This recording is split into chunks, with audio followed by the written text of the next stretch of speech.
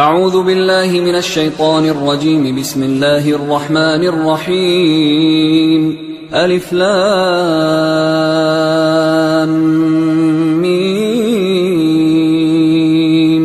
ذلك الكتاب لا ريب فيه هدى للمتقين الذين يؤمنون بالغيب ويقيمون الصلاة ومما رزقناهم ينفقون والذين يؤمنون بما أنزل إليك وما أنزل من قبلك وبالآخرة هم يوقنون أولئك على هدى من ربهم وأولئك هم المفلحون. إن الذين كفروا سواء عليهم أأنذرتهم أم لم تنذرهم لا يؤمنون ختم الله على قلوبهم وعلى سمعهم وعلى أبصارهم غشاوة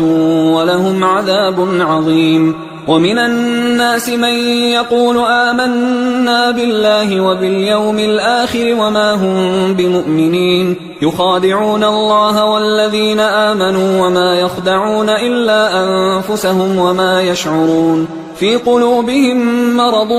فزادهم الله مرضا ولهم عذاب أليم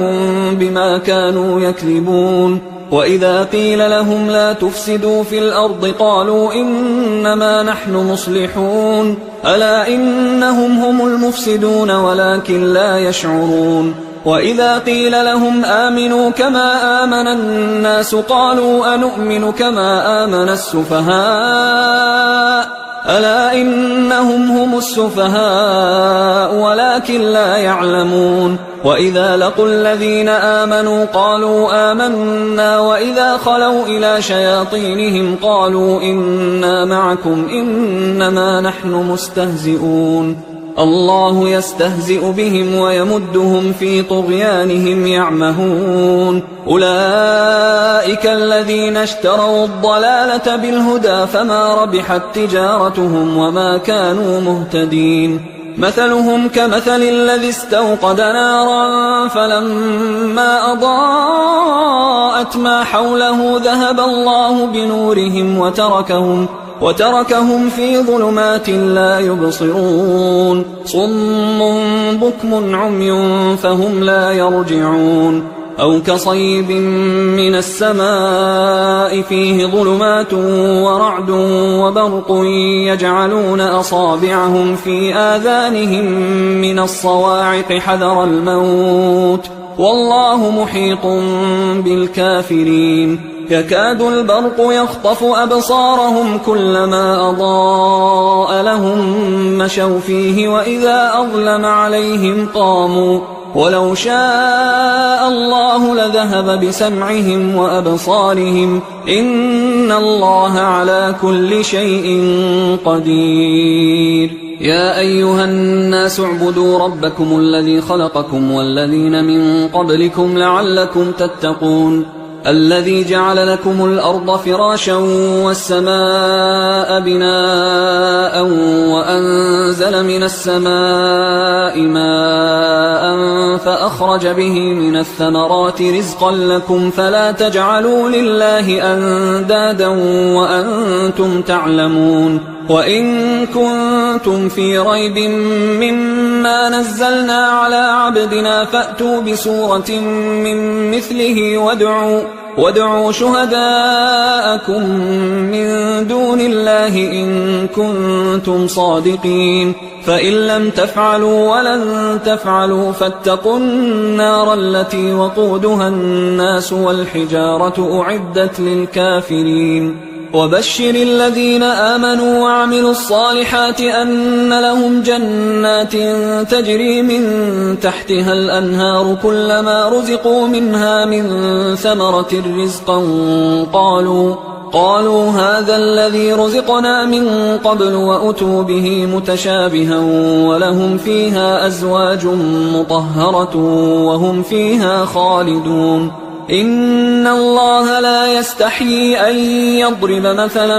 ما بعوضة فما فوقها فأما الذين آمنوا فيعلمون أنه الحق من ربهم، وأما الذين كفروا فيقولون ماذا أراد الله بهذا مثلا يضل به كثيرا ويهدي به كثيرا، وما يضل به إلا الفاسقين الذين ينقضون عهد الله من بعد ميثاقه ويقطعون ما أمر الله به أن يوصل ويفسدون في الأرض، أولئك هم الخاسرون. كيف تكفرون بالله وكنتم أمواتا فأحياكم ثم يميتكم ثم يحييكم ثم إليه ترجعون. هو الذي خلق لكم ما في الأرض جميعا ثم استوى إلى السماء فسواهن 7 سماوات وهو بكل شيء عليم. وإذ قال ربك للملائكة إني جاعل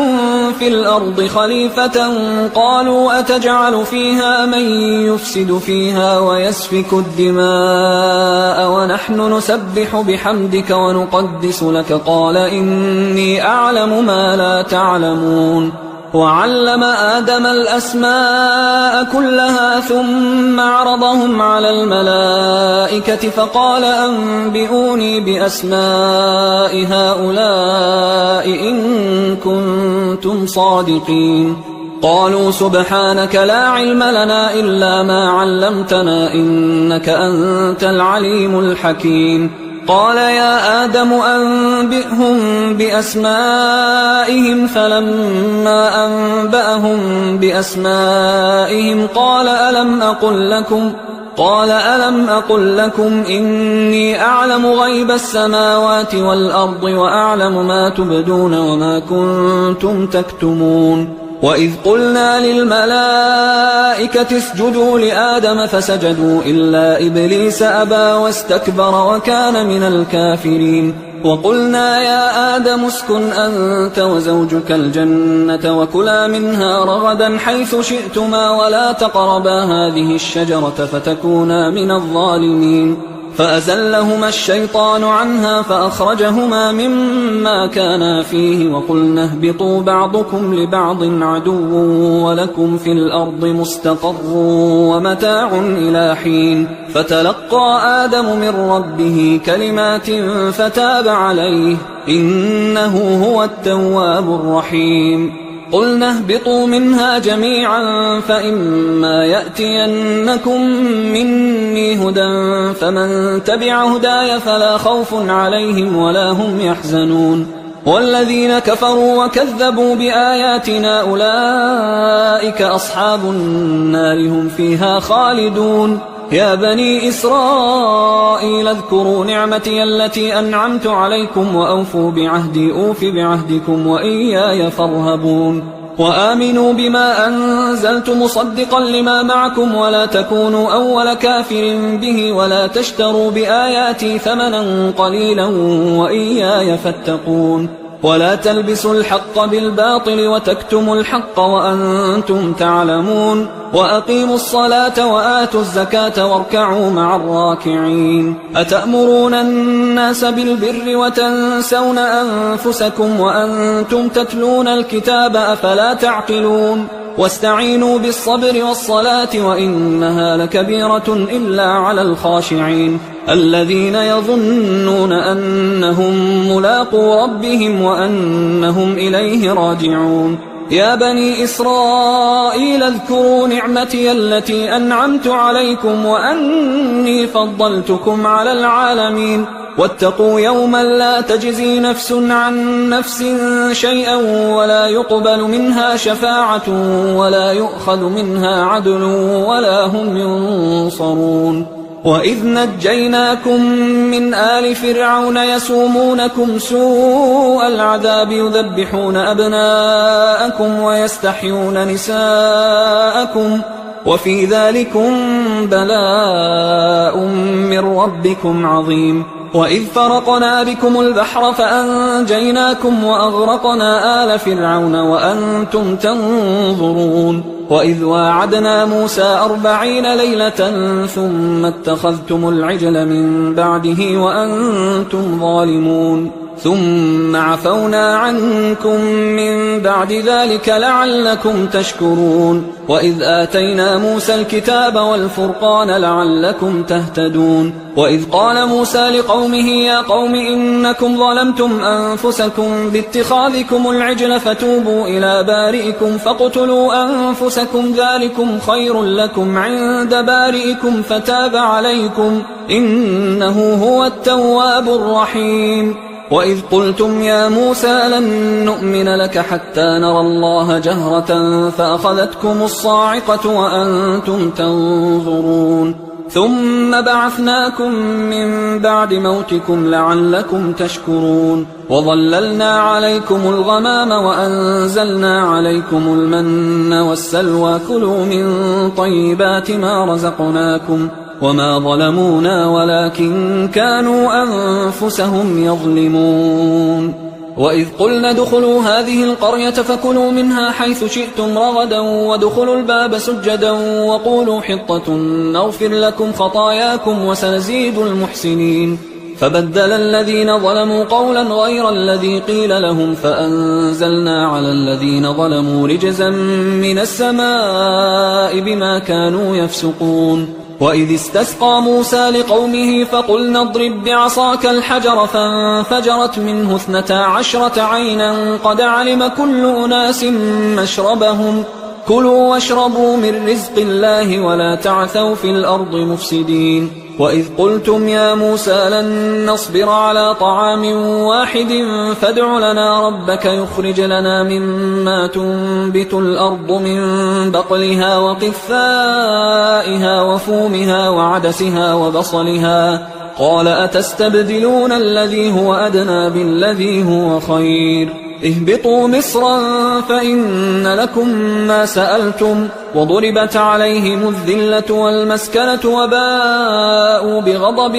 من الله ذلك بأنهم كانوا يكفرون بآيات الله ويقتلون النبيين بغير الحق ذلك بما عصوا وكانوا يعتدون إن الذين آمنوا والذين هادوا والنصارى والصابئين من آمن بالله واليوم الآخر وعمل صالحا فلهم أجرهم عند ربهم ولا خوف عليهم ولا هم يحزنون وإذ أخذنا ميثاقكم ورفعنا فوقكم الطور خذوا ما آتيناكم بقوة واذكروا ما فيه لعلكم تتقون ثم توليتم من بعد ذلك فلولا فضل الله عليكم ورحمته لكنتم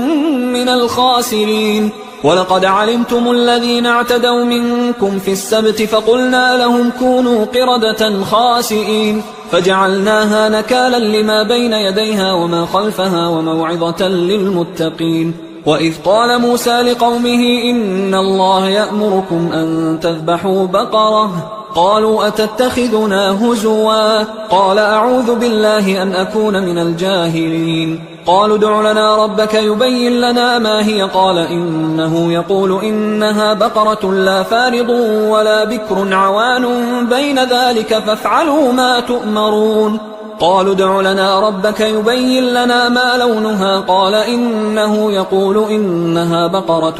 صفراء فاقع لونها تسر الناظرين قالوا ادع لنا ربك يبين لنا ما هي إن البقرة شابه علينا وإنا إن شاء الله لمهتدون قال إنه يقول إنها بقرة لا ذلول تثير الأرض ولا تسقي الحرث مسلمة لا شية فيها قالوا الآن جئت بالحق فذبحوها وما كادوا يفعلون وإذ قتلتم نفسا فادارأتم فيها والله مخرج ما كنتم تكتمون فقلنا اضربوه ببعضها كذلك يحيي الله الموتى ويريكم آياته لعلكم تعقلون ثم قست قلوبكم من بعد ذلك فهي كالحجارة أو أشد قسوة وإن من الحجارة لما يتفجر منه الأنهار وإن منها لما يشقق فيخرج منه الماء وإن منها لما يهبط من خشية الله وما الله بغافل عما تعملون أفتطمعون أن يؤمنوا لكم وقد كان فريق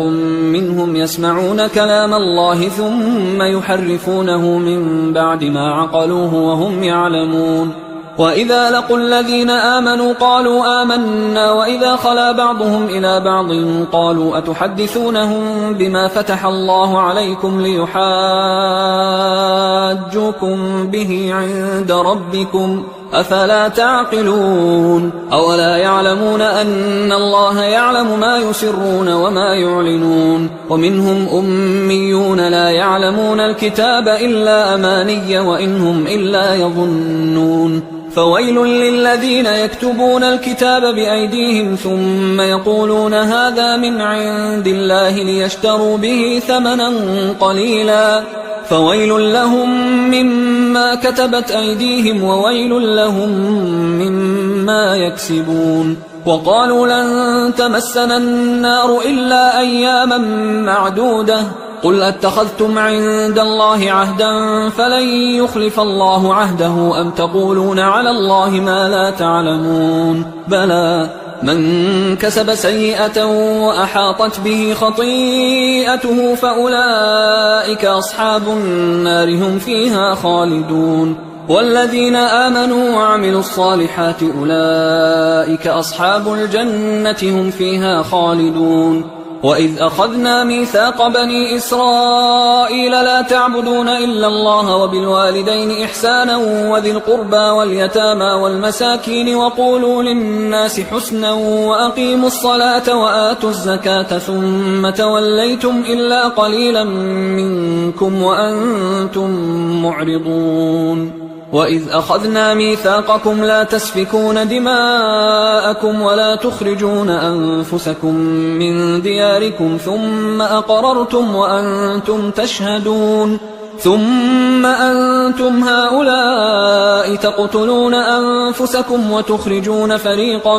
منكم من ديارهم تظاهرون عليهم بالإثم والعدوان وإن يأتوكم أسارى تفادوهم وهو محرم عليكم إخراجهم أفتؤمنون ببعض الكتاب وتكفرون ببعض فما جزاء من يفعل ذلك منكم إلا خزي في الحياة الدنيا ويوم القيامة يردون إلى أشد العذاب وما الله بغافل عما تعملون أولئك الذين اشتروا الحياة الدنيا بالآخرة فلا يخفف عنهم العذاب ولا هم ينصرون ولقد آتينا موسى الكتاب وقفينا من بعده بالرسل وآتينا عيسى ابن مريم البينات وأيدناه بروح القدس أفكلما جاءكم رسول بما لا تهوى أنفسكم استكبرتم ففريقا كذبتم وفريقا تقتلون وقالوا قلوبنا غلف بل لعنهم الله بكفرهم فقليلا ما يؤمنون ولما جاءهم كتاب من عند الله مصدق لما معهم وكانوا من قبل يستفتحون على الذين كفروا فلما جاءهم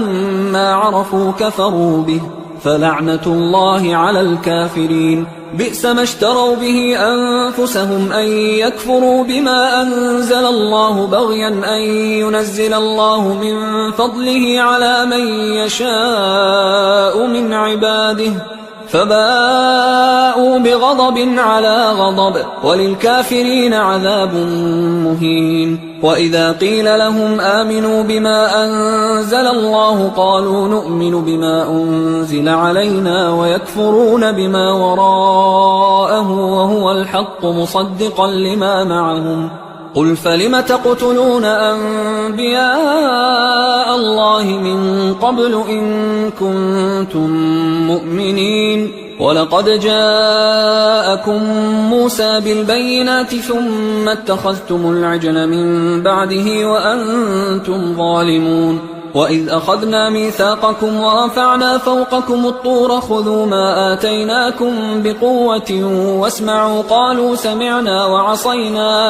قالوا سمعنا وعصينا وأشربوا في قلوبهم العجل بكفرهم قل بئس ما يأمركم به إيمانكم إن كنتم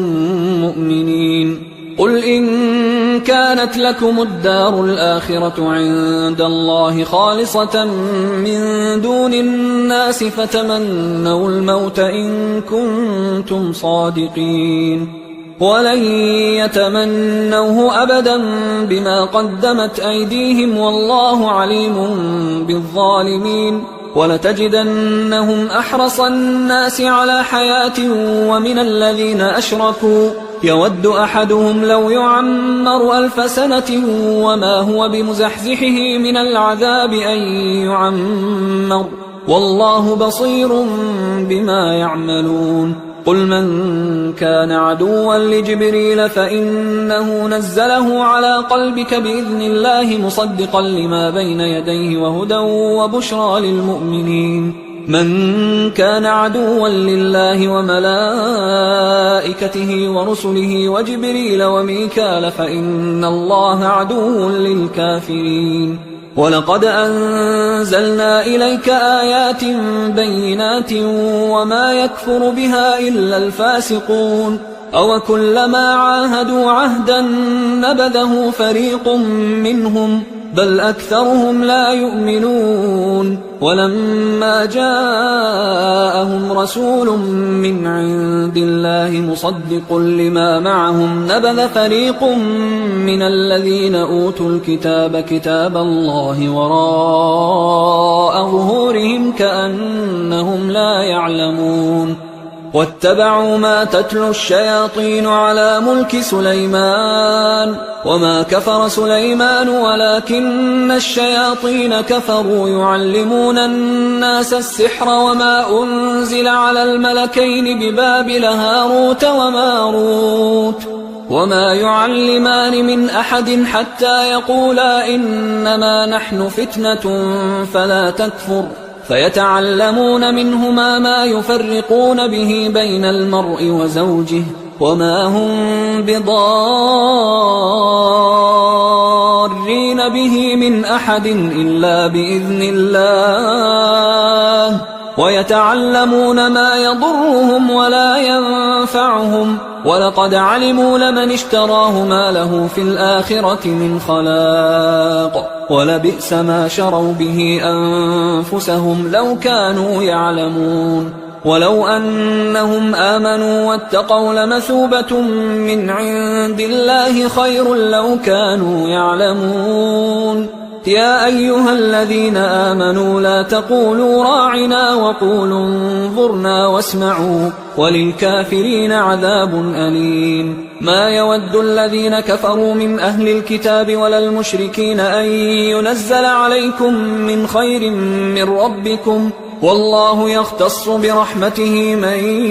يشاء والله ذو الفضل العظيم ما ننسخ من آية أو ننسها نأت بخير منها أو مثلها ألم تعلم أن الله على كل شيء قدير ألم تعلم أن الله له ملك السماوات والأرض وما لكم من دون الله من ولي ولا نصير أم تريدون أن تسألوا رسولكم كما سئل موسى من قبل ومن يتبدل الكفر بالإيمان فقد ضل سواء السبيل ود كثير من أهل الكتاب لو يردونكم من بعد إيمانكم كفارا حسدا من عند أنفسهم من بعد ما تبين لهم الحق فاعفوا واصفحوا حتى يأتي الله بأمره إن الله على كل شيء قدير وأقيموا الصلاة وآتوا الزكاة وما تقدموا لأنفسكم من خير تجدوه عند الله إن الله بما تعملون بصير وقالوا لن يدخل الجنة إلا من كان هودا أو نصارى تلك أمانيهم قل هاتوا برهانكم إن كنتم صادقين بلى من أسلم وجهه لله وهو محسن فله أجره عند ربه ولا خوف عليهم ولا هم يحزنون وقالت اليهود ليست النصارى على شيء وقالت النصارى ليست اليهود على شيء وهم يتلون الكتاب كذلك قال الذين لا يعلمون مثل قولهم فالله يحكم بينهم يوم القيامة فيما كانوا فيه يختلفون ومن أظلم ممن منع مساجد الله أن يذكر فيها اسمه وسعى في خرابها أولئك ما كان لهم أن يدخلوها إلا خائفين لهم في الدنيا خزي ولهم في الآخرة عذاب عظيم ولله المشرق والمغرب فأينما تولوا فثم وجه الله إن الله واسع عليم وقالوا اتخذ الله ولدا سبحانه بل له ما في السماوات والأرض كل له قانتون بديع السماوات والأرض وإذا قضى أمرا فإنما يقول له كن فيكون وقال الذين لا يعلمون لولا يكلمنا الله أو تأتينا آية كذلك قال الذين من قبلهم مثل قولهم تشابهت قلوبهم قد بينا الآيات لقوم يوقنون إنا أرسلناك بالحق بشيرا ونذيرا ولا تسأل عن أصحاب الجحيم ولن ترضى عنك اليهود ولا النصارى حتى تتبع ملتهم قل إن هدى الله هو الهدى ولئن اتبعت أهواءهم بعد الذي جاءك من العلم ما لك من الله من ولي ولا نصير الذين آتيناهم الكتاب يتلونه حق تلاوته أولئك يؤمنون به ومن يكفر به فأولئك هم الخاسرون يا بني إسرائيل اذكروا نعمتي التي أنعمت عليكم وأني فضلتكم على العالمين واتقوا يوما لا تجزي نفس عن نفس شيئا ولا يقبل منها عدل ولا تنفعها شفاعة ولا هم ينصرون وإذ ابتلى إبراهيم ربه بكلمات فأتمهن قال إني جاعلك للناس إماما قال ومن ذريتي قال لا ينال عهد الظالمين وإذ جعلنا البيت مثابة للناس وأمنا واتخذوا من مقام إبراهيم مصلى وعهدنا إلى إبراهيم وإسماعيل أن طهرا بيتي للطائفين والعاكفين والركع السجود وإذ قال إبراهيم رب اجعل هذا بلدا آمنا وارزق أهله من الثمرات من آمن منهم بالله واليوم الآخر قال ومن كفر فأمتعه قليلا ثم أضطره إلى عذاب النار وبئس المصير وإذ يرفع إبراهيم القواعد من البيت وإسماعيل ربنا تقبل منا إنك أنت السميع العليم ربنا وجعلنا مسلمين لك ومن ذريتنا أمة مسلمة لك وأرنا مناسكنا وتب علينا إنك أنت التواب الرحيم ربنا وبعث فيهم رسولا منهم يتلو عليهم آياتك ويعلمهم الكتاب والحكمة ويزكيهم إنك أنت العزيز الحكيم ومن يرغب عن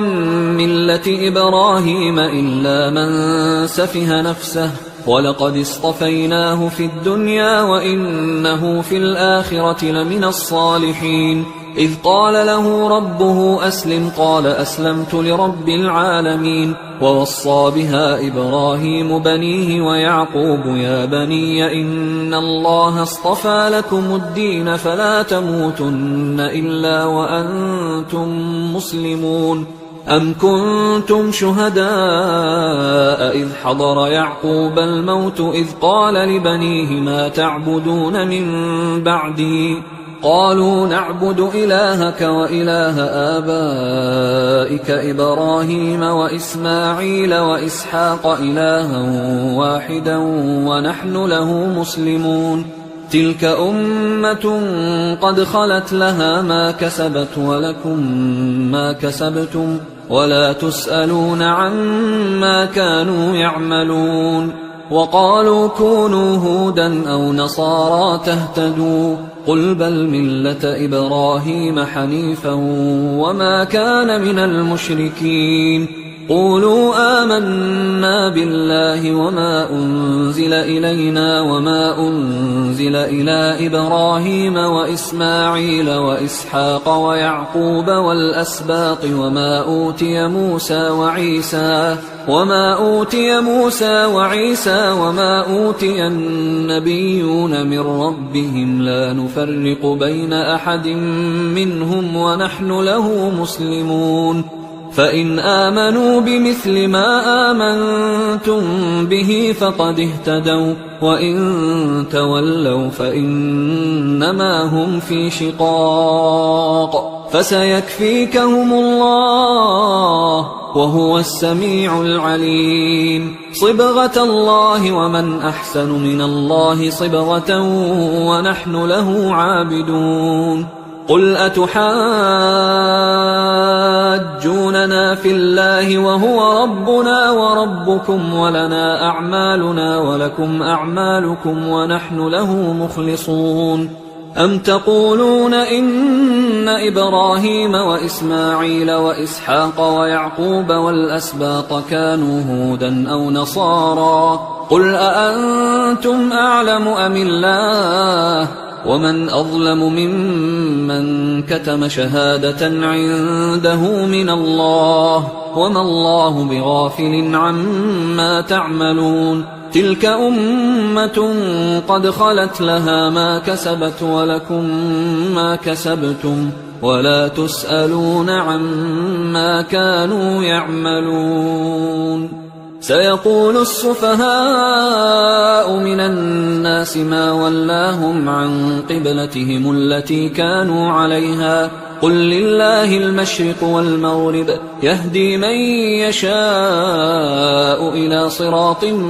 مستقيم. وكذلك جعلناكم أمة وسطا لتكونوا شهداء على الناس ويكون الرسول عليكم شهيدا. وما جعلنا القبلة التي كنت عليها إلا لنعلم من يتبع الرسول ممن ينقلب على عقبيه وإن كانت لكبيرة إلا على الذين هدى الله وما كان الله ليضيع إيمانكم إن الله بالناس لرؤوف رحيم. قد نرى تقلب وجهك في السماء فلنولينك قبلة ترضاها فول وجهك شطر المسجد الحرام وحيث ما كنتم فولوا وجوهكم شطره وإن الذين أوتوا الكتاب ليعلمون أنه الحق من ربهم وما الله بغافل عما يعملون. ولئن أتيت الذين أوتوا الكتاب بكل آية ما تبعوا قبلتك وما أنت بتابع قبلتهم وما بعضهم بتابع قبلة بعض ولئن اتبعت أهواءهم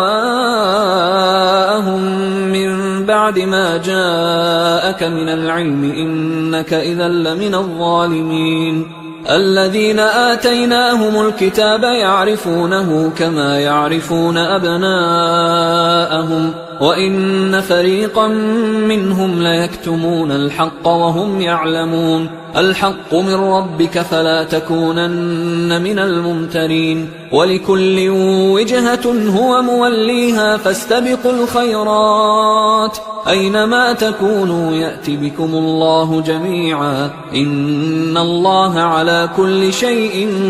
قدير ومن حيث خرجت فول وجهك شطر المسجد الحرام وإنه للحق من ربك وما الله بغافل عما تعملون ومن حيث خرجت فول وجهك شطر المسجد الحرام وحيث ما كنتم فولوا وجوهكم شطره لئلا يكون للناس عليكم حجة إلا الذين ظلموا منهم فلا تخشوهم واخشوني ولأتم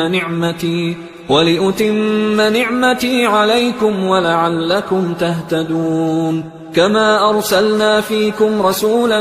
منكم يتلو عليكم آياتنا ويزكيكم ويعلمكم الكتاب والحكمة ويعلمكم ما لم تكونوا تعلمون فاذكروني أذكركم واشكروا لي ولا تكفرون يا أيها الذين آمنوا استعينوا بالصبر والصلاة إن الله مع الصابرين ولا تقولوا لمن يقتل في سبيل الله أموات بل أحياء ولكن لا تشعرون ولنبلونكم بشيء من الخوف والجوع ونقص من الأموال والأنفس والثمرات وبشر الصابرين الذين إذا أصابتهم مصيبة قالوا إنا لله وإنا إليه راجعون أولئك عليهم صلوات من ربهم ورحمة وأولئك هم المهتدون إن الصفا والمروة من شعائر الله فمن حج البيت أو اعتمر فلا جناح عليه أن يطوف بهما ومن تطوع خيرا فإن الله شاكر عليم إن الذين يكتمون ما أنزلنا من البينات والهدى من بعد ما بيناه للناس في الكتاب أولئك يلعنهم الله ويلعنهم اللاعنون إلا الذين تابوا وأصلحوا وبينوا فأولئك أتوب عليهم وأنا التواب الرحيم إن الذين كفروا وماتوا وهم كفار أولئك عليهم لعنة الله والملائكة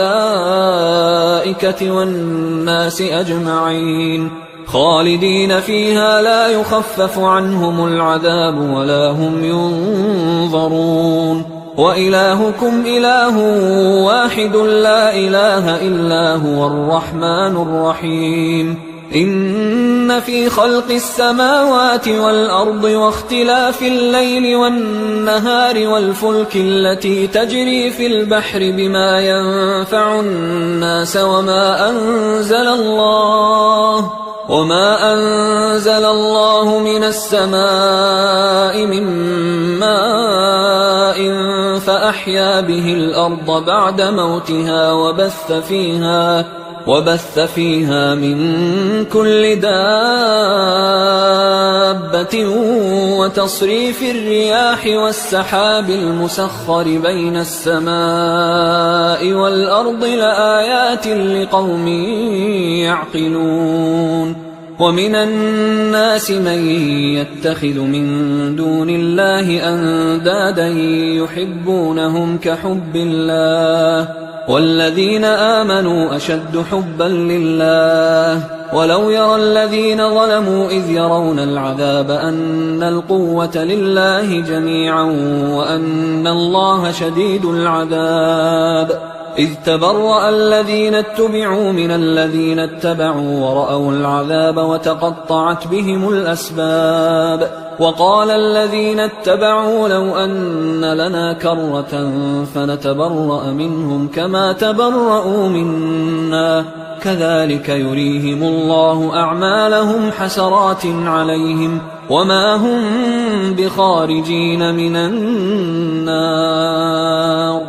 يا أيها الناس كلوا مما في الأرض حلالا طيبا ولا تتبعوا خطوات الشيطان إنه لكم عدو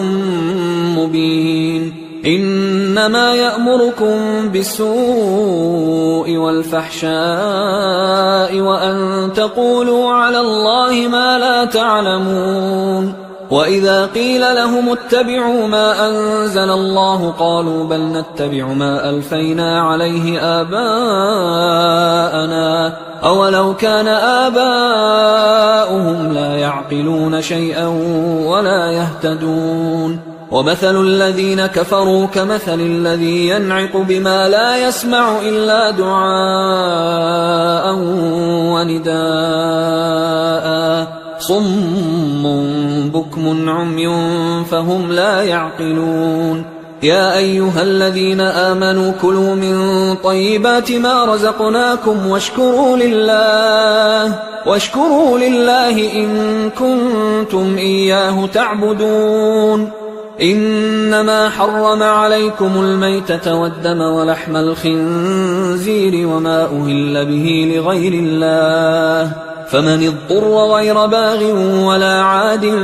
فلا إثم عليه إن الله غفور رحيم إن الذين يكتمون ما أنزل الله من الكتاب ويشترون به ثمنا قليلا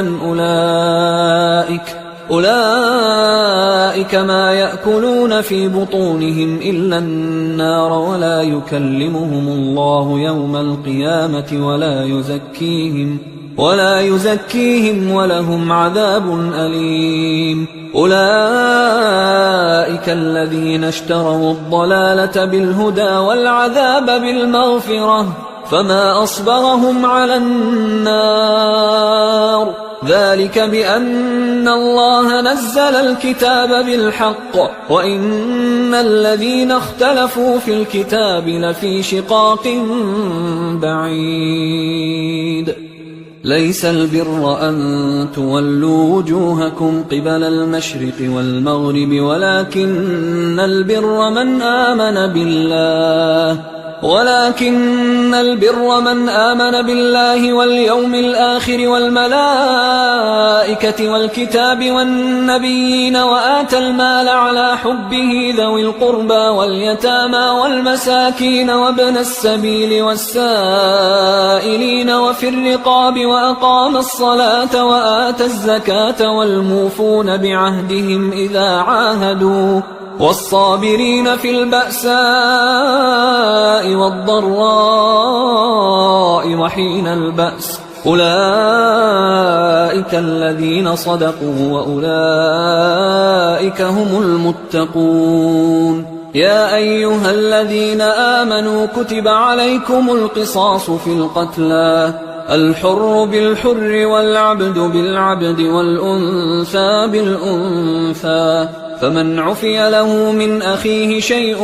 فاتباع بالمعروف وأداء إليه بإحسان ذلك تخفيف من ربكم ورحمة فمن اعتدى بعد ذلك فله عذاب أليم ولكم في القصاص حياة يا أولي الألباب لعلكم تتقون كتب عليكم إذا حضر أحدكم الموت إن ترك خيرا الوصية للوالدين والأقربين بالمعروف حقا على المتقين فمن بدله بعدما سمعه فإنما إثمه على الذين يبدلونه إن الله سميع عليم فمن خاف من موص جنفا أو إثما فأصلح بينهم فلا إثم عليه إن الله غفور رحيم.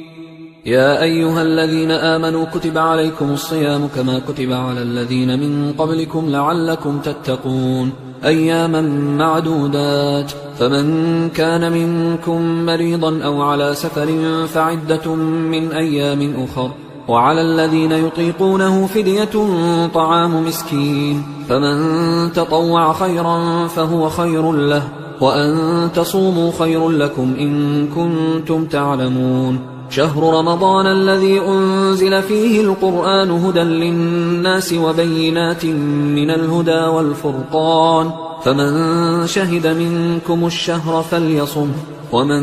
كان مريضا أو على سفر فعدة من أيام أخر، يريد الله بكم اليسر ولا يريد بكم العسر ولتكملوا العدة ولتكبروا الله على ما هداكم ولعلكم تشكرون. وإذا سألك عبادي عني فإني قريب أجيب دعوة الداعي إذا دعان، فليستجيبوا لي وليؤمنوا بي لعلهم يرشدون. أحل لكم ليلة الصيام الرفث إلى نسائكم هن لباس لكم وأنتم لباس لهن، علم الله أنكم كنتم تختانون أنفسكم فتاب عليكم وعفى عنكم، فالآن باشروهن وابتغوا ما كتب الله لكم، وكلوا واشربوا حتى يتبين لكم الخيط الأبيض من الخيط الأسود من الفجر، ثم أتموا الصيام إلى الليل، ولا تباشروهن وأنتم عاكفون في المساجد،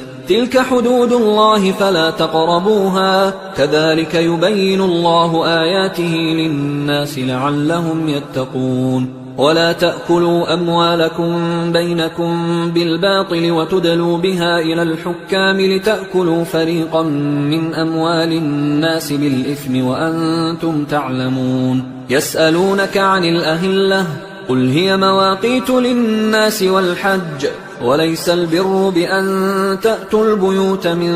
ظهورها ولكن البر من اتقى، وأتوا البيوت من أبوابها واتقوا الله لعلكم تفلحون. وقاتلوا في سبيل الله الذين يقاتلونكم ولا تعتدوا إن الله لا يحب المعتدين. وقتلوهم حيث ثقفتموهم وأخرجوهم من حيث أخرجوكم والفتنة أشد من القتل، ولا تقاتلوهم عند المسجد الحرام حتى يقاتلوكم فيه، فإن قاتلوكم فاقتلوهم، كذلك جزاء الكافرين، فإن انتهوا فإن الله غفور رحيم. وقاتلوهم حتى لا تكون فتنة ويكون الدين لله، فإن انتهوا فلا عدوان إلا على الظالمين.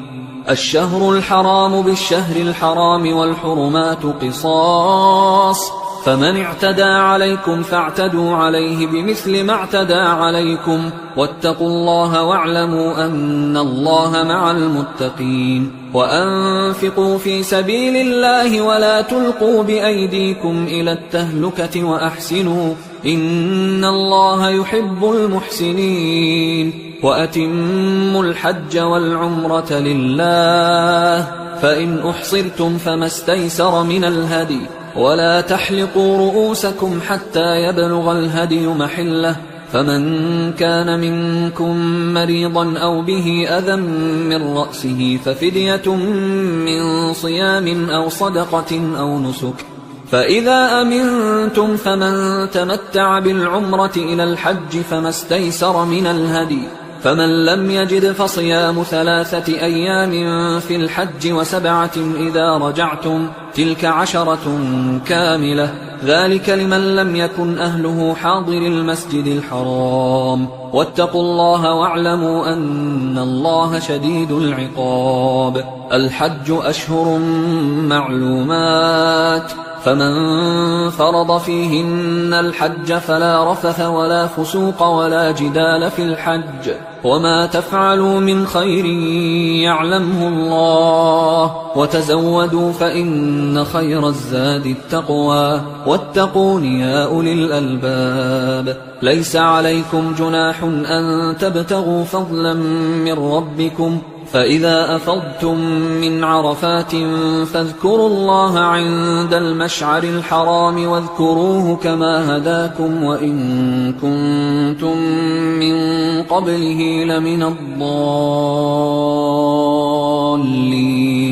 ثم أفيضوا من حيث أفاض الناس واستغفروا الله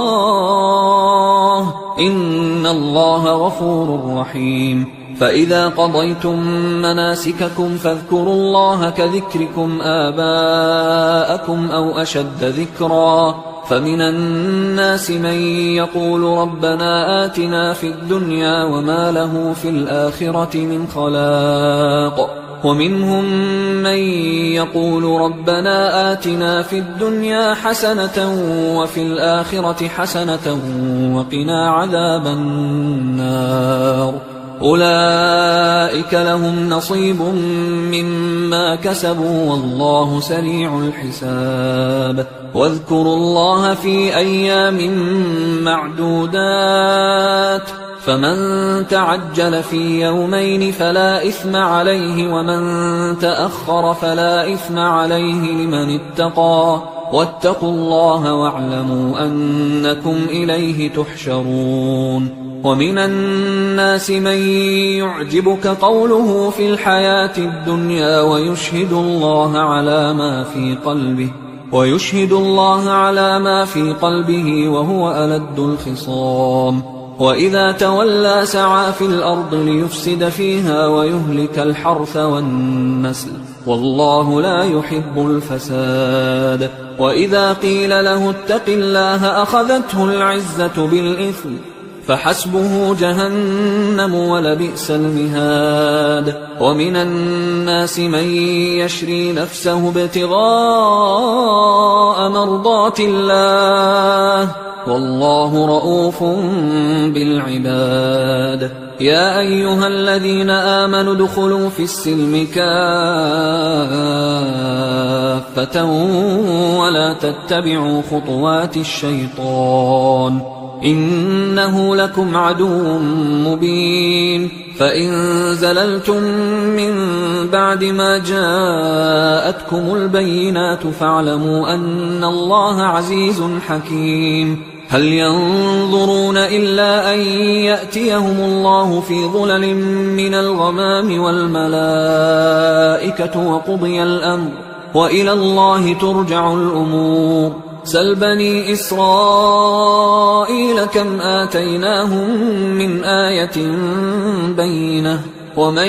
يبدل نعمة الله من بعد ما جاءته فإن الله شديد العقاب. زين للذين كفروا الحياة الدنيا ويسخرون من الذين آمنوا والذين اتقوا فوقهم يوم القيامة والله يرزق من يشاء بغير حساب. كان الناس أمة واحدة فبعث الله النبيين مبشرين ومنذرين وأنزل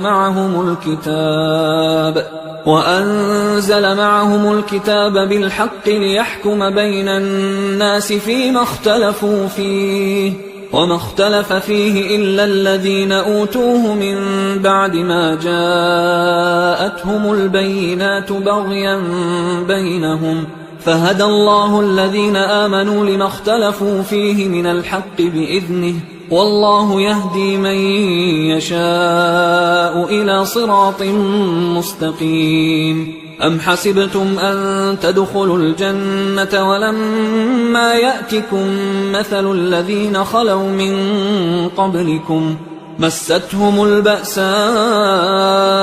والضراء وزلزلوا حتى يقول الرسول والذين آمنوا معه متى نصر الله ألا إن نصر الله قريب. يسألونك ماذا ينفقون قل ما أنفقتم من خير فللوالدين والأقربين واليتامى والمساكين وابن السبيل وما تفعلوا من خير فإن الله به عليم كتب عليكم القتال وهو كره لكم وعسى أن تكرهوا شيئا وهو خير لكم وعسى أن تحبوا شيئا وهو شر لكم والله يعلم وأنتم لا تعلمون يسألونك عن الشهر الحرام قتال فيه قل قتال فيه كبير وصد عن سبيل الله وكفر به والمسجد الحرام وإخراج أهله منه أكبر عند الله والفتنة أكبر من القتل ولا يزالون يقاتلونكم حتى يردوكم عن دينكم إن استطاعوا ومن يرتدد منكم عن دينه فيمت وهو كافر فأولئك حبطت أعمالهم في الدنيا والآخرة وأولئك أصحاب النار هم فيها خالدون إن الذين آمنوا والذين هاجروا وجاهدوا في سبيل الله أولئك يرجون رحمة الله والله غفور رحيم يسألونك عن الخمر والميسر قل فيهما إثم كبير ومنافع للناس وإثمهما أكبر من نفعهما ويسألونك ماذا ينفقون قل العفو كذلك يبين الله لكم الآيات لعلكم تتفكرون في الدنيا والآخرة ويسألونك عن اليتامى قل إصلاح لهم خير وإن تخالطوهم فإخوانكم والله يعلم المفسد من المصلح ولو شاء الله لأعنتكم إن الله عزيز حكيم ولا تنكحوا المشركات حتى يؤمنوا ولأمة مؤمنة خير من مشركة ولو أعجبتكم ولا تنكحوا المشركين حتى يؤمنوا ولعبد مؤمن خير من مشرك ولو أعجبكم أولئك يدعون إلى النار والله يدعو إلى الجنة والمغفرة بإذنه ويبين آياته للناس لعلهم يتذكرون ويسألونك عن المحيض قل هو أذى فاعتزلوا النساء في المحيض ولا تقربوهن حتى يطهرن فإذا تطهرن فأتوهن من حيث أمركم الله إن الله يحب التوابين ويحب المتطهرين نساؤكم حرث لكم فأتوا حرثكم أنى شئتم وقدموا لأنفسكم واتقوا الله واعلموا أنكم ملاقوه وبشر المؤمنين ولا تجعلوا الله عرضة لأيمانكم أن تبروا وتتقوا وتصلحوا بين الناس والله سميع عليم لا يؤاخذكم الله باللغو في أيمانكم ولكن يؤاخذكم بما كسبت قلوبكم والله غفور حليم للذين يؤلون من نسائهم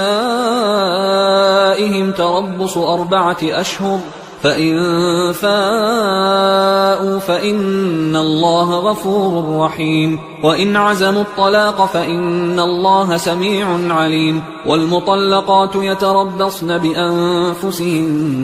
3 قروء ولا يحل لهن أن يكتمن ما خلق الله في أرحامهن إن كن يؤمن بالله واليوم الآخر وبعولتهن أحق بردهن في ذلك إن أرادوا إصلاحا ولهن مثل الذي عليهن بالمعروف وللرجال عليهن درجة والله عزيز حكيم الطلاق 2 فإمساك بمعروف أو تسريح بإحسان ولا يحل لكم أن تأخذوا مما آتيتموهن شيئا إلا أن يخافا ألا يقيما حدود الله فإن خفتم ألا يقيما حدود الله فلا جناح عليهما فيما افتدت به تلك حدود الله فلا تعتدوها ومن يتعد حدود الله فأولئك هم الظالمون فإن طلقها فلا تحل له من بعد حتى تنكح زوجا غيره فإن طلقها فلا جناح عليهما أن يتراجعا إن ظنا أن يقيما حدود الله وتلك حدود الله يبينها لقوم يعلمون وإذا طلقتم النساء فبلغن أجلهن فأمسكوهن بمعروف أو سرحوهن بمعروف ولا تمسكوهن ضرارا لتعتدوا ومن يفعل ذلك فقد ظلم نفسه ولا تتخذوا آيات الله هزوا واذكروا نعمة الله عليكم وما أنزل عليكم من الكتاب والحكمة يعظكم به واتقوا الله واعلموا أن الله بكل شيء عليم وإذا طلقتم النساء فبلغن أجلهن فلا تعضلوهن أن ينكحن أزواجهن إذا تراضوا بينهم بالمعروف ذلك يوعظ به من كان منكم يؤمن بالله واليوم الآخر ذلكم أزكى لكم وأطهر والله يعلم وأنتم لا تعلمون والوالدات يرضعن أولادهن حولين كاملين لمن أراد أن يتم الرضاعة وعلى المولود له رزقهن وكسوتهن بالمعروف لا تكلف نفس إلا وسعها لا تضار والدة بولدها ولا مولود له بولده وعلى الوارث مثل ذلك فإن أرادا فصالا عن تراض منهما وتشاور فلا جناح عليهما وإن أردتم أن تسترضعوا أولادكم فلا جناح عليكم إذا سلمتم ما آتيتم بالمعروف واتقوا الله واعلموا أن الله بما تعملون بصير والذين يتوفون منكم ويذرون أزواجا يتربصن بأنفسهن 4 أشهر وعشرا فإذا بلغن أجلهن فلا جناح عليكم فيما فعلن في أنفسهن بالمعروف والله بما تعملون خبير ولا جناح عليكم فيما عرضتم به من خطبة النساء أو أكننتم في أنفسكم علم الله أنكم ستذكرونهن ولكن لا تواعدوهن سرا إلا أن تقولوا قولا معروفا ولا تعزموا عقدة النكاح حتى يبلغ الكتاب أجله واعلموا أن الله يعلم ما في أنفسكم فاحذروه واعلموا أن الله غفور حليم لا جناح عليكم إن طلقتم النساء ما لم تمسوهن أو تفرضوا لهن فريضة ومتعوهن على الموسع قدره وعلى المقتر قدره متاعا بالمعروف حقا على المحسنين وإن طلقتموهن من قبل أن تمسوهن وقد فرضتم لهن فريضة فنصف ما فرضتم إلا أن يعفون أو يعفو الذي بيده عقدة النكاح وأن تعفوا أقرب للتقوى ولا تنسوا الفضل بينكم إن الله بما تعملون بصير حافظوا على الصلوات والصلاة الوسطى وقوموا لله قانتين فإن خفتم فرجالا أو ركبانا فإذا أمنتم فاذكروا الله كما علمكم ما لم تكونوا تعلمون والذين يتوفون منكم ويذرون أزواجا وصية لأزواجهم متاعا إلى الحول غير إخراج فإن خرجن فلا جناح عليكم فيما فعلن في أنفسهن من معروف والله عزيز حكيم وللمطلقات متاع بالمعروف حقا على المتقين كذلك يبين الله لكم آياته لعلكم تعقلون ألم تر إلى الذين خرجوا من ديارهم وهم ألوف حذر الموت فقال لهم الله موتوا ثم أحياهم إن الله لذو فضل على الناس ولكن أكثر الناس لا يشكرون وقاتلوا في سبيل الله واعلموا أن الله سميع عليم من ذا الذي يقرض الله قرضا حسنا فيضاعفه له أضعافا كثيرة والله يقبض ويبسط وإليه ترجعون ألم تر إلى الملأ من بني إسرائيل من بعد موسى إذ قالوا لنبي له مبعث لنا ملكا نقاتل في سبيل الله قال هل عسيتم إن كتب عليكم القتال ألا تقاتلوا قالوا وما لنا ألا نقاتل في سبيل الله وقد أخرجنا من ديارنا وأبنائنا فلما كتب عليهم القتال تولوا إلا قليلا منهم والله عليم بالظالمين وقال لهم نبيهم إن الله قد بعث لكم طالوت ملكا قالوا أنى يكون له الملك علينا ونحن أحق بالملك منه ولم يؤت سعة من المال قال إن الله اصطفاه عليكم وزاده بسطة في العلم والجسم والله يؤتي ملكه من يشاء والله واسع عليم وقال لهم نبيهم إن آية ملكه أن يأتيكم التابوت فيه سكينة من ربكم وبقية مما ترك آل موسى وآل هارون تحمله الملائكة إن في ذلك لآية لكم إن كنتم مؤمنين فلما فصل طالوت بالجنود قال إن الله مبتليكم بنهر فمن شرب منه فليس مني ومن لم يطعمه فإنه مني إلا من اغترف غرفة بيده فشربوا منه إلا قليلا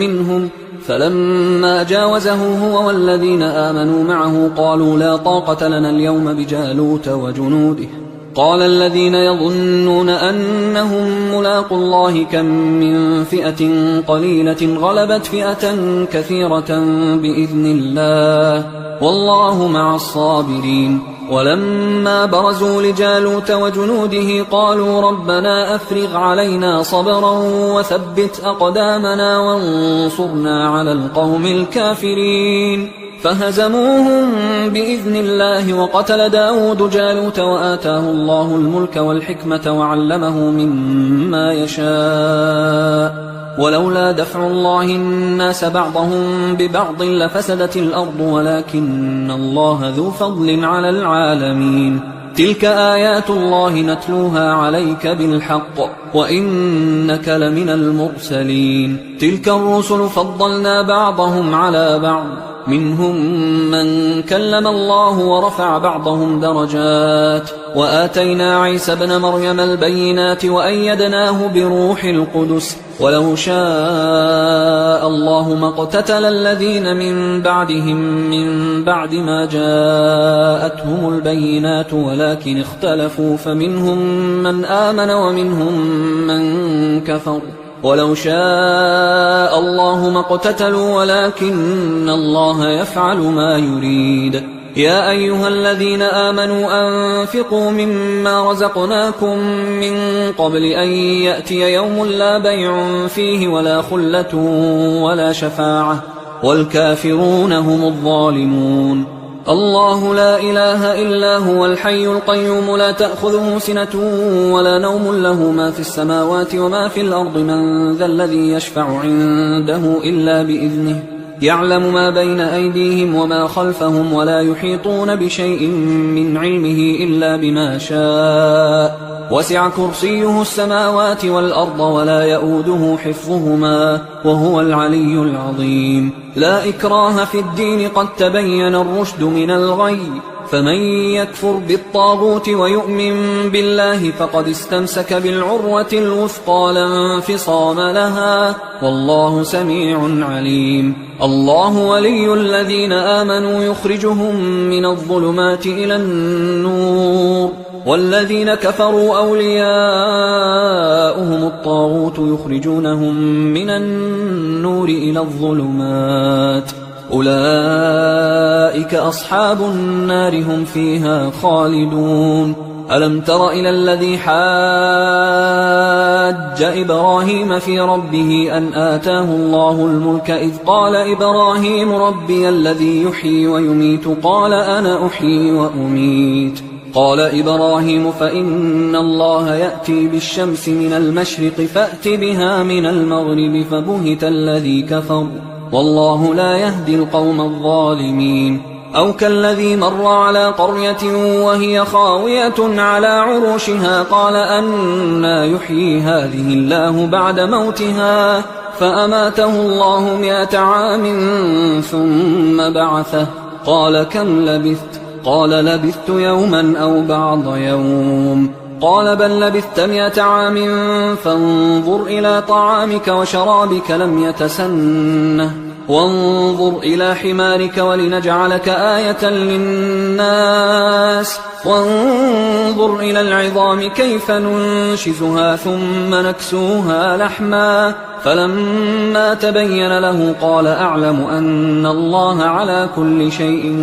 قدير وإذ قال إبراهيم رب أرني كيف تحيي الموتى قال أولم تؤمن قال بلى ولكن ليطمئن قلبي قال فخذ 4 من الطير فصرهن إليك ثم اجعل على كل جبل منهن جزءا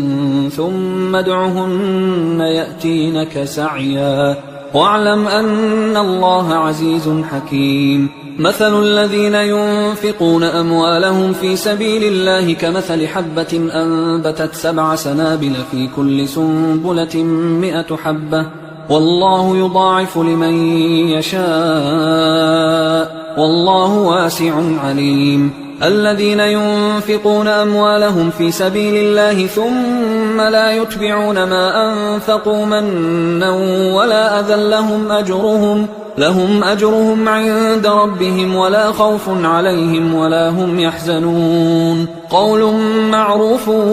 ومغفرة خير من صدقة يتبعها أذى والله غني حليم يا أيها الذين آمنوا لا تبطلوا صدقاتكم بالمن والأذى كالذي ينفق ماله رئاء الناس ولا يؤمن بالله واليوم الآخر فمثله كمثل صفوان عليه تراب فأصابه وابل فتركه صلدا لا يقدرون على شيء مما كسبوا والله لا يهدي القوم الكافرين ومثل الذين ينفقون أموالهم ابتغاء مرضات الله وتثبيتا من أنفسهم كمثل جنة بربوة أصابها وابل فآتت أكلها ضعفين فإن لم يصبها وابل فطل والله بما تعملون بصير أيود أحدكم أن تكون له جنة من نخيل وأعناب تجري من تحتها الأنهار له فيها من كل الثمرات وأصابه الكبر وله ذرية ضعفاء فأصابها إعصار فيه نار فاحترقت كذلك يبين الله لكم الآيات لعلكم تتفكرون يا أيها الذين آمنوا أنفقوا من طيبات ما كسبتم ومما أخرجنا لكم من الأرض ولا تيمموا الخبيث منه تنفقون ولستم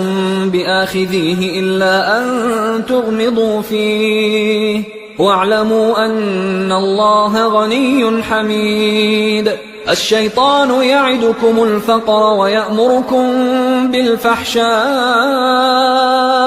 والله يعدكم مغفرة منه وفضلا والله واسع عليم يؤتي الحكمة من يشاء ومن يؤت الحكمة فقد أوتي خيرا كثيرا وما يذكر إلا أولو الألباب وما أنفقتم من نفقة أو نذرتم من نذر فإن الله يعلمه وما للظالمين من أنصار إن تبدوا الصدقات فنعما هي وإن تخفوها وتؤتوها الفقراء فهو خير لكم ويكفر عنكم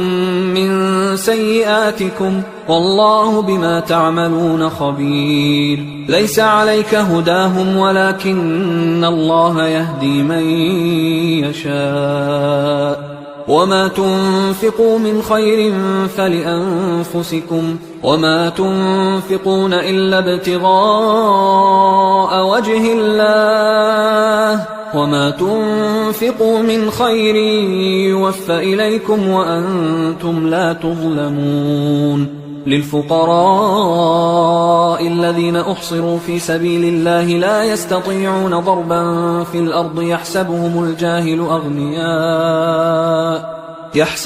الجاهل أغنياء من التعفف تعرفهم بسيماهم لا يسألون الناس إلحافا وما تنفقوا من خير فإن الله به عليم الذين ينفقون أموالهم بالليل والنهار سرا وعلانية فلهم أجرهم عند ربهم ولا خوف عليهم ولا هم يحزنون الذين يأكلون الربا لا يقومون إلا كما يقوم الذي يتخبطه الشيطان من المس ذلك بأنهم قالوا إنما البيع مثل الربا وأحل الله البيع وحرم الربا فمن جاءه موعظة من ربه فانتهى فله ما سلف وأمره إلى الله ومن عاد فأولئك أصحاب النار هم فيها خالدون يمحق الله الربا ويربي الصدقات والله لا يحب كل كفار أثيم إن الذين آمنوا وعملوا الصالحات وأقاموا الصلاة وآتوا الزكاة لهم أجرهم عند ربهم ولا خوف عليهم ولا هم يحزنون يا أيها الذين آمنوا اتقوا الله وذروا ما بقي من الربا إن كنتم مؤمنين فإن لم تفعلوا فأذنوا بحرب من الله ورسوله وإن تبتم فلكم رؤوس أموالكم لا تظلمون ولا تظلمون وإن كان ذو عسرة فنظرة إلى ميسرة وأن تصدقوا خير لكم إن كنتم تعلمون واتقوا يوما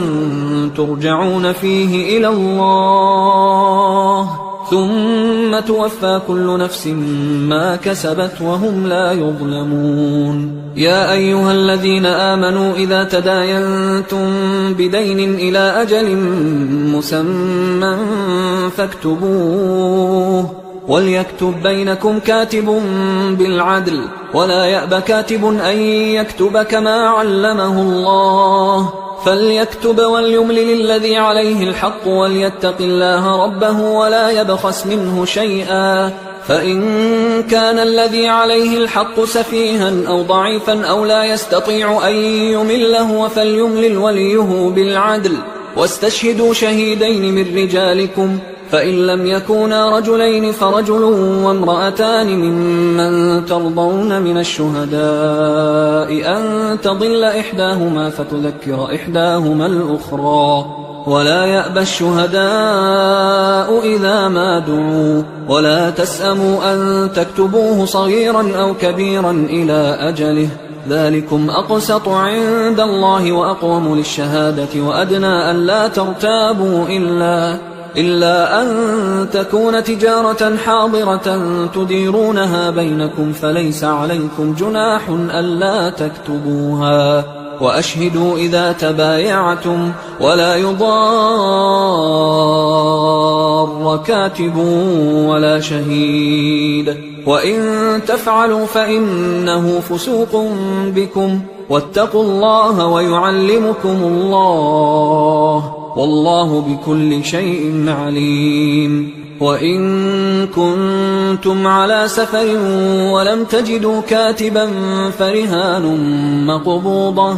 فإن أمن بعضكم بعضا فليؤد الذي اؤتمن أمانته وليتق الله ربه ولا تكتموا الشهادة ومن يكتمها فإنه آثم قلبه والله بما تعملون عليم. لله ما في السماوات وما في الأرض وإن تبدوا ما في أنفسكم أو تخفوه يحاسبكم به الله فيغفر لمن يشاء ويعذب من يشاء والله على كل شيء قدير. آمن الرسول بما أنزل إليه من ربه والمؤمنون كل آمن بالله وملائكته وكتبه ورسله لا نفرق بين أحد من رسله وقالوا سمعنا وأطعنا غفرانك ربنا وإليك المصير. لا يكلف الله نفسا إلا وسعها لها ما كسبت وعليها ما اكتسبت ربنا لا تؤاخذنا إن نسينا أو أخطأنا ربنا ولا تحمل علينا إصرا كما حملته على الذين من قبلنا ربنا ولا تحملنا ما لا طاقة لنا به واعف عنا واغفر لنا وارحمنا أنت مولانا فانصرنا على القوم الكافرين.